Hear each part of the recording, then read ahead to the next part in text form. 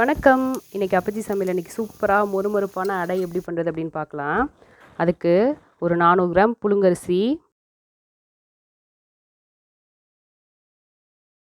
100 gram பச்சரிசி, 200 gram துவரம்பருப்பு, 50 gram கடலைப்பருப்பு, உளுந்து 100 கிராம். இது எல்லாத்தையும் ஊற வச்சு எடுத்துக்கலாம். நீங்கள் உடனே அடை சுடுறது அப்படின்னா உளுந்து தேவையில்லை. இல்லை மதியானம் ஆட்டிட்டு நைட்டு சுடுறது அப்படின்னா உளுந்து போட்டுக்கோங்க. இது எல்லாத்தையும் ஒரு 4லேருந்து 5 மணி நேரம் ஊற வச்சு எடுத்துக்கலாம்.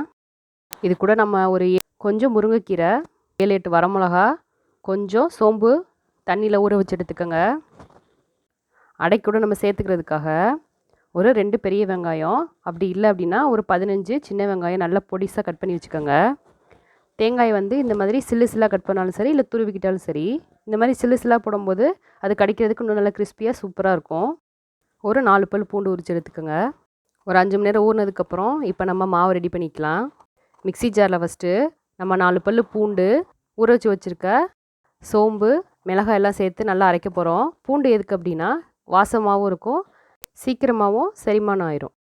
ஃபஸ்ட்டு இதை அரைச்சிக்கலாம். அது கூட நம்ம ஊற வச்சு வச்சுருக்க அரிசி பருப்பு எல்லாத்தையும் சேர்த்து நல்லா தோசை மாவு பார்த்து அரைச்சிக்கோங்க. ஃபஸ்ட்டு தண்ணி விட்டு அரைக்காதீங்க. அரைச்சதுக்கப்புறம் 1-2 எடுத்து அரைச்சிக்கோங்க. ரொம்ப நைஸாக அரைச்சிடாதீங்க. அப்போ அடை நல்லா கிறிஸ்பியாக வராது, வலுவலுன்னு ஆயிரும். 1-2 அரைச்செடுக்கும் போது தான் அடை நல்லா சூப்பராக வரும்.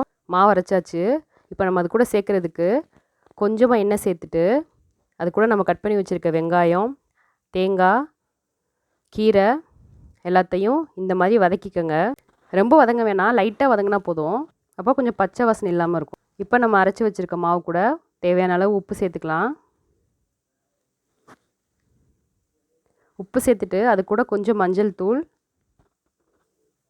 போட்டு நல்லா மாவு பதத்துக்கு நல்லா கிண்டி விட்டுக்கோங்க. தோசை மாவுளவுக்கு ரொம்ப தண்ணியாகவும் சேர்க்க வேணாம், கொஞ்சம் லைட்டாக கெட்டியாக இருந்தால் போதும்.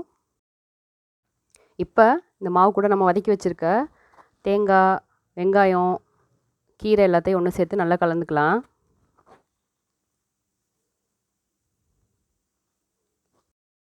அவ்வளோதான், நம்மளோட அடை மாவு இப்போ ரெடி ஆயிடுச்சு.